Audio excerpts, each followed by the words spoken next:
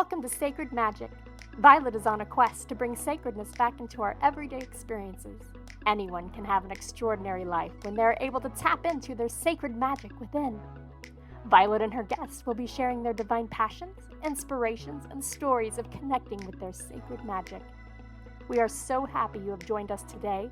Let's get started with your host, the magical creator of Discover Your Spiritual Gifts, Vialet Rayne.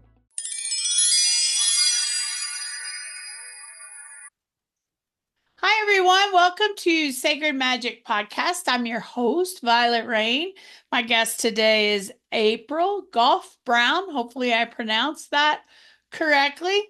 She's a level 4 certified quantum healing human design specialist, holds a certificate as an oracle card reader, all levels yoga, yin yoga, and as a spiritual life coach. She's a published author of both a multi-award-winning children's book, I Hug You in My Heart, and a new book called Journey to Yourself, Unlock the Gates of Human Design and Awaken Your Inner Wisdom. All of these were accomplished after age 65, illustrating that it's never too late to come to your passion. Her wisdom age journey has been deeply fulfilling, deepening her connection to her spiritual self while coming to understand her purpose here in this lifetime as a guide for others to find their true, aligned, and authentic self. How beautiful. Welcome to the show. Thank you. I'm really excited to be here. So share with us a little bit, because I feel like lots of people are awakening, coming into who they are at this time period.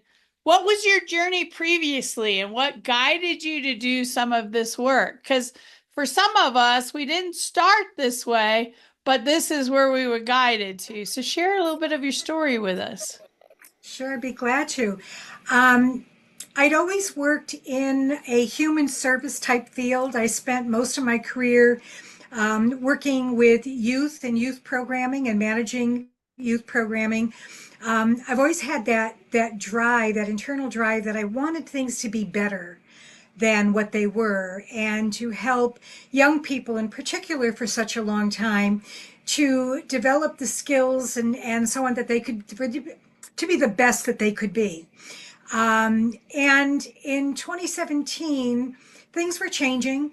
Funding was drying up. I no longer had the energy to keep on doing it.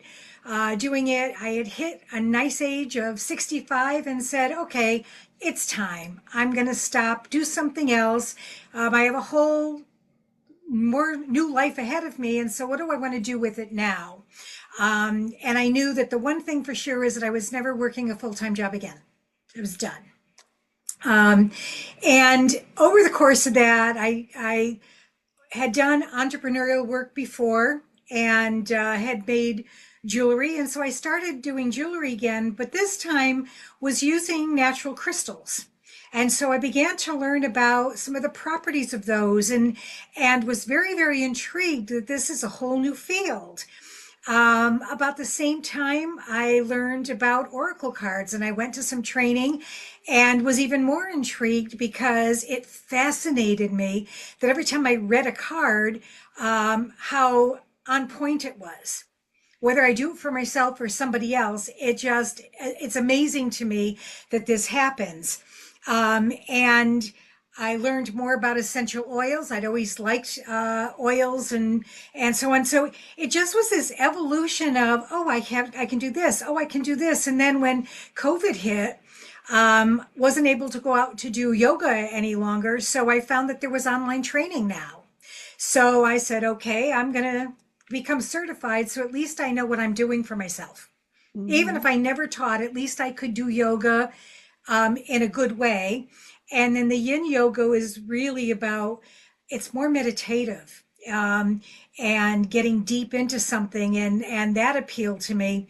And then when I found human design, well, that was the game changer for me. So it's just bit by bit that as I met new people and broadened my horizons, and the one, I think, real positive thing that came out of COVID is that we have this whole world is open to us in a different way.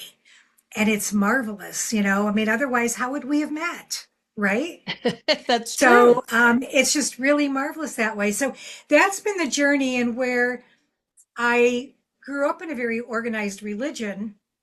Um, I separated from that and was searching, and really have come to understand by having my astrology read and other things, is that the relationship with spirit, with God, is very personal.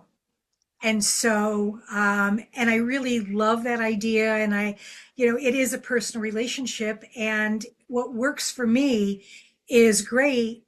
I can always share what works for me, but people need to find out what works for them. I love Yeah. that. I find it interesting because I think lots of people, even those listening today, may have found their journey started with a crystal or a rock. Going into a shop somewhere or making jewelry or however it happens, spirit's really cool and how it allows us to discover different things in a very easy way. It's not, people aren't pulled away from it. They're very fascinated and lean in. And crystals absolutely draw us in. Person going into a shop and going, wow, this is a pretty rock. I love this rock. And then they start bringing them home and putting them everywhere in their house. They start carrying them, they put them on their desk. And then all of a sudden they learn that there's energies with these rocks and there's information that you can gain. And oracle cards do the same thing. It's a very non-invasive, people aren't scared of it. They typically aren't frightened to pull an oracle card. It's just very easy ways that pulls us into this world to go, there's more to this than we ever thought there was. I just love how that happens because we used to have a store and most of the people that came in for the what they called the rocks. They wanted to see the rocks, which always made me laugh because it's the crystals slowly getting you pulled in to feel safe, to explore and discover other things. And I absolutely love how that happens. Now, what's fascinating to me is you getting pulled into quantum human design, because human design to me is very comprehensive, big teachings. Like if you dive into human design, I feel like it could take a lifetime to learn all of it because it has so much to it. It's even broader than astrology because it has some astrology pieces in it, but it's even bigger than that. So diving into that, what drew you to that? Did you get a reading? Did you meet somebody? What got you down that path? I heard about it and I had a reading done. And it was like, this is pretty fascinating that it got so accurate. Even to first hear that I was there are 5 types and I was a projector, which is about 20% of the population. It was, well, no wonder I feel different all the time, because I'm not like everybody else. And so I got a few books, I went on websites, and I kept reading and learning and pulling my husband's chart and other ones, just because out of curiosity. And then I found quantum human design and the training that was being offered. And it just came at the exact right time that I went through it first to say, I'm just curious. And then it's, well, I need to know more. And then it's, I want to use this. I want to be able to serve others through human design analyses and coaching in a way that was supportive, because I think for so many of us, we're so busy in our lives and doing and taking care of and working. And there's just this busyness that has overtaken us that we don't have enough time to step back.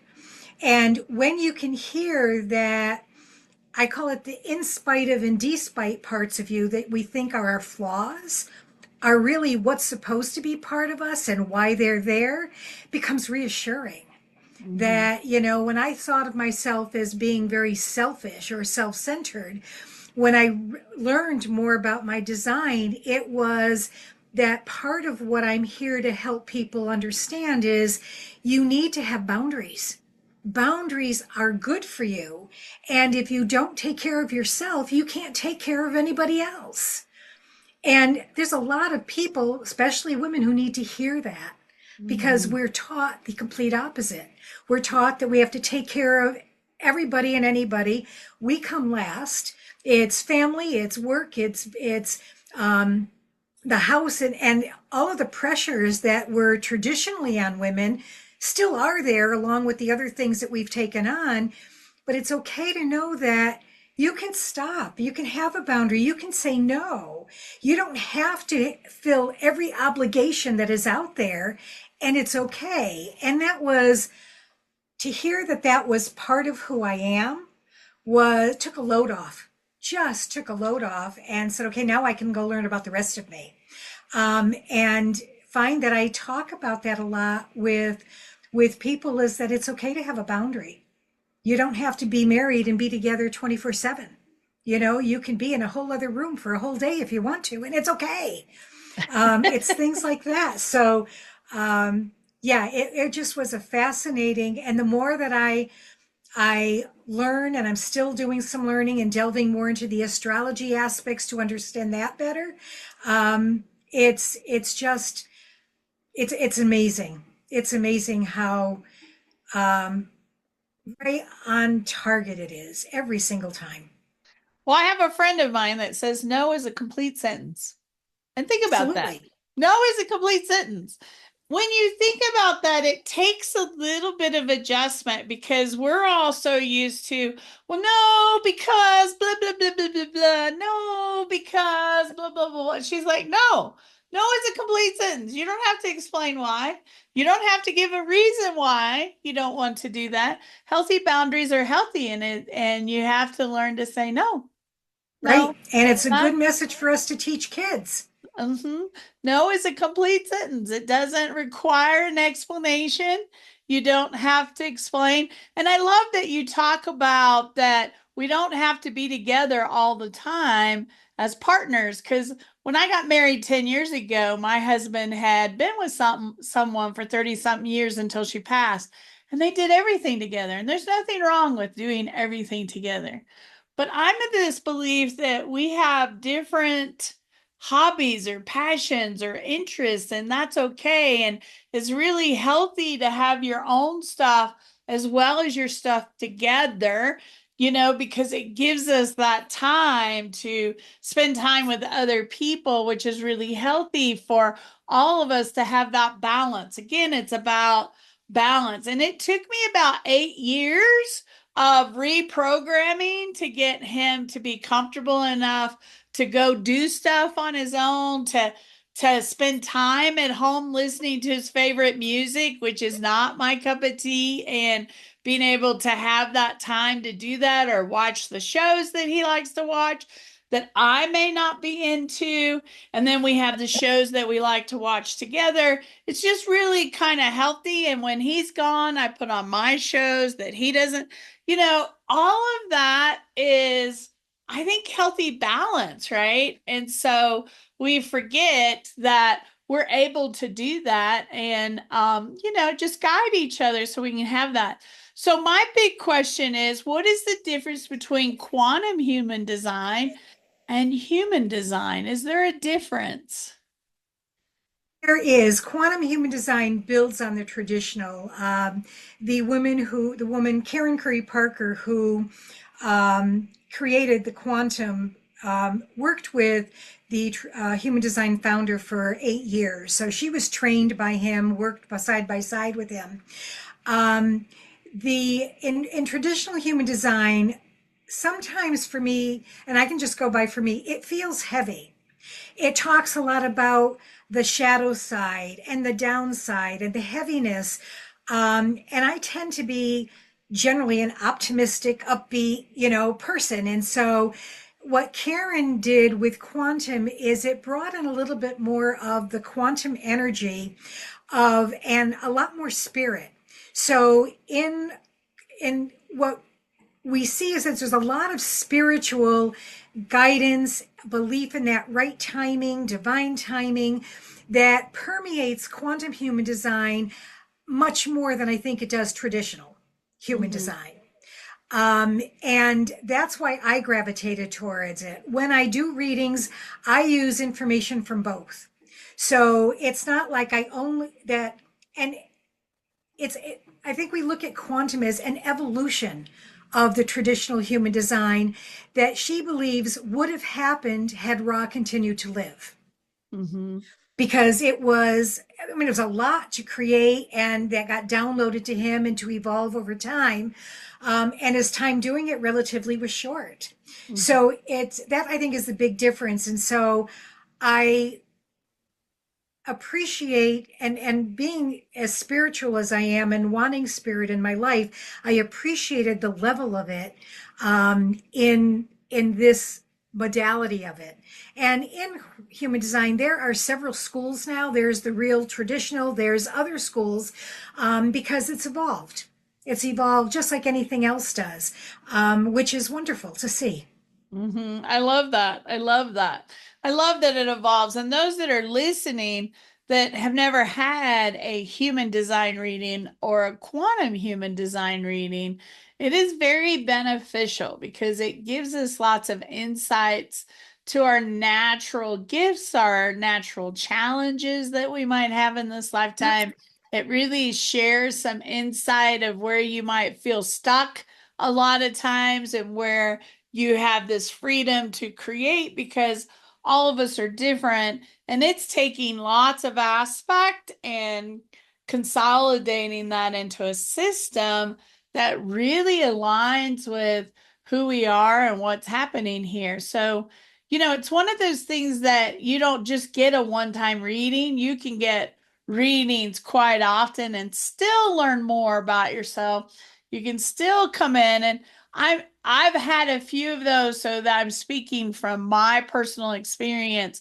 But I find that if you feel like you get stuck in these cycles or you don't understand why this keeps happening, it can really give you some perspective of what's going on and also some tools to kind of help you, I Absolutely. believe, right? Absolutely. Absolutely. The difference is what I love about, in the way they talk about it traditionally, it's a science of differentiation. That there are some things as human beings that we all share, absolutely. But it's the uniqueness of us that really makes the world interesting. And so often we want to be like somebody else, or if I was like that person, I would. And it really helps to come to the point where I think the core for us as human beings is in the part of human design is aligned to the chakras, but in the identity center, which is part of the heart chakra, is this idea of self-love that we want to and we need to come to the point that we can fully appreciate, love and appreciate ourselves for who we are and what we bring to the world. And then you can heal other things that have come with us. I like to say that when we are born perfectly designed, and then life happens. And life is all conditioning, the messages that we got from our parents and from schools and from kids and from teachers and from people that we work with. I mean, when we think about all the messages that we got, sometimes they're very empowering ones, but what about the ones that are limiting? What about the ones that have got us stuck in some place that we have to find a way to let go of? And when you start to learn your design and you see where that might have come from, it makes it easier. How do I release this and let go of it without feeling guilty about it? That I really am not, I'm really not selfish at all. I am working to be balanced and helping people understand that by loving themselves. My granddaughter, who's 11, said to me about a few weeks ago in the car, she goes, people want me to be responsible for this and for that. And she goes, but I have to first be responsible for myself. I have to love myself. That's important. And she's getting that at 11. And that's the message that in spite of what, excuse me, we might feel as our challenges or difficulties, that's part of you. And how do you use that? Because at every challenge comes a gift. And how do you turn the challenge around to become the gift of who you are? And that's what feels really wonderful in doing this work. I love that. I love that. Well, one of the things you really wanted to talk about today, and I want to get to that, is aspiring people that are over 65 that think that they can't try something new, that they can't learn something new, that is not available. Share with us some of your experience and what you want people to get out that are getting older and trying to figure out what's next for them. Wonderful. Well, I had been telling everybody that I'm going to live to be 100. So when I retired at 65, I still had 35 years of life left, and in your first 35 years, a lot happened. So I think it's a mindset that this can be a time of wonderful growth and opportunity because you can, all of us, I think, have things that we wish we could have done that we wanted to be able to do. And this is a time to do it. This is a time to learn. If you've always been interested in painting and never picked up a paintbrush, or the message you've been told is you're not artistic, okay, we got to screw that message, okay? It's not important. This is a time to pick it up and do it. What is it? Whistler's mother, the woman, she painted that, didn't paint till, after 70 or something like this. I mean, there are a lot of examples of people who are well respected in their fields, but they didn't start till after 60, 65, 70 years of age. All the things that, you said in my intro, I did every single one of those after age 65. Every single one of those was after age 65. And I liked my jewelry business, but it wasn't passion filling. I enjoy making it. I'm glad I did it. I quilt. I like doing quilts, but I don't like traditional quilts. I like art quilts. And so you have a chance to explore who you are without the responsibilities of job, family, and everything else. This is time to think about you and what you might enjoy doing. And it doesn't have to cost a lot of money because a lot of us don't retire with lots of money, but you can find things that feel good. And if you can wake up in the morning knowing that you have a purpose, that, oh, I really am happy to be waking up. Yeah, I've got a lot more aches and pains. I've got arthritis in the knees. I've got a pain in my lower back that doesn't go away, but I'm not going to let that define me. I have to find other things to feel passionate about and just want to be able to do. And retirement, age 65 and whatever, work part-time if you need to. Some people still will hold a job my brother is 71. He's not going to stop working because he absolutely loves it. He loves it. And so, but he tried retiring and said, no, it doesn't work for me. I'm going back to work. So try things out because here's a chance for you to really be who you are, not somebody else's version of you.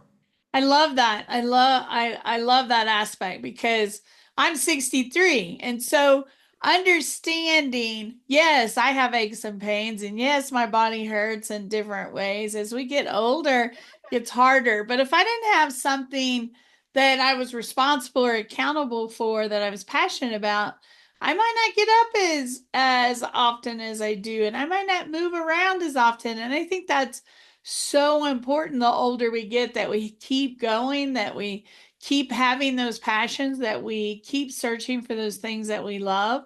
Because I had a career all the way up until 7, 8 years ago, and I let it go to do this in my final stages of what I wanted to do. And I think it's really important that we ask ourselves those questions. What is it that we're passionate about? What is it that we want to do? What is it that we would love to experience in our life? Because I agree with you. I think people that stop living, and I think stop living is not working, not having a hobby, not having a passion. I think then we get pretty stiff and it's not as motivating or inspiring anymore. So Right. finding those things is really important. Right. And I agree with you. It was so important. I've never been an exerciser at all, but I enjoyed yoga. And so by learning it, I don't do it the way everybody else does. I listen to my body, I do it slower. But it was the idea that at this age of my life, I know I need to have flexibility and I've got to have strength and mobility. And so I made a commitment that that's what I was going to work on, that I have to, when you have grandchildren, you can't get off the floor. That's hard. So I needed to build the strength. I need to have the flexibility to be able to, and mobility to be able to move around. I'm not going to do a marathon. However, I'm sure there are people over 70 that are doing marathons, Oh, I'm you know, sure. but it's, it's just, it's a time to explore and explore with the wisdom that you've attained with all of this life that you've lived. Because every experience you've had has brought a piece of wisdom into who you are. And so you explore differently, I think, at this stage than you do when you're young, because when you're young, you're exploring for the sake of exploring and you don't know why. And Mhm. here you explore because it's intriguing, or I always wondered about that. And you can find anything online, so it's not like you have to go anywhere. And then if it's like, oh, I really want to know about this, where can I learn it locally? Where can I find out more? And you can build new relationships, because I think that's also the hard part, is how do you build relationships when you're now at home all the time? Mm-hmm.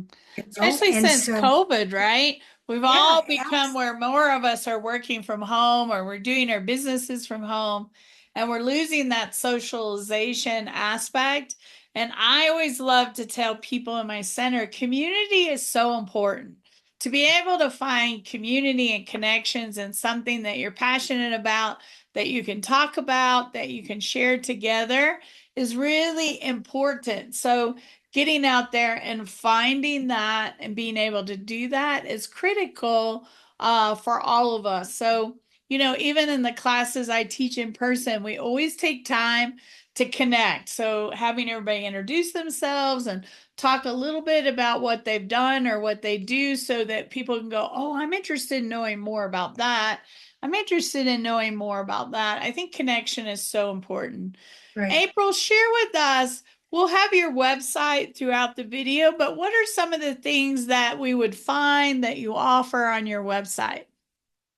So it's filled with human design. I right now I'm doing human design readings. I really love doing the in-depth readings that are 3 sessions, because we can get into the real meat of who you are. My story is on the website. I also have a little part on at the top that says shop.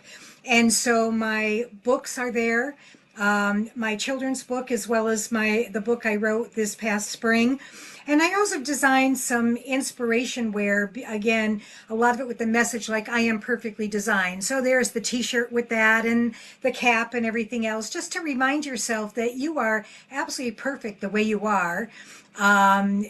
And so you can book directly from the website. I have a Facebook group, and there's a link to that. So anybody who would want to be part of that, as well. I do try to do weekly inspirational posts and emails. They're very, very brief, but the whole idea is that here's something to mull over that can be very helpful for you today or this week.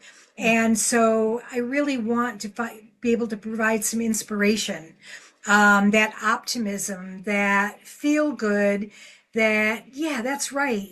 I can have this, I can be this way. So and it explains a little bit about at least my design, what I learned, so that people can see how I use what I've learned about myself in the work that I do. But that's where they can book the services with me. And also, if people were interested in doing a little bit longer term coaching, that it is also available there. Awesome. Awesome. Well, thank you so much for taking the time to chat with me today. Oh, I my know pleasure. everybody has a super busy schedule, so I'm always very appreciative when people can take some time. I loved being here. Thank you. Thank you for those that are watching. I hope that you will like, follow, and comment on your favorite channels. And we hope that we will see you again real soon with one of our other guests. And I wish you a sacred and magical week. Thank you for joining us. To find out more about Vialet, head over to discoveryourspiritualgifts.com. You can also send a personal message to Vialet through email, violet@discoveryourspiritualgifts.com. If you love the show, subscribe to our podcast on Apple Podcasts, Google Podcasts, or Spotify. Until next time, remember, we are meant to have abundant and joyful lives. We hope to see you soon at Discover Your Spiritual Gifts.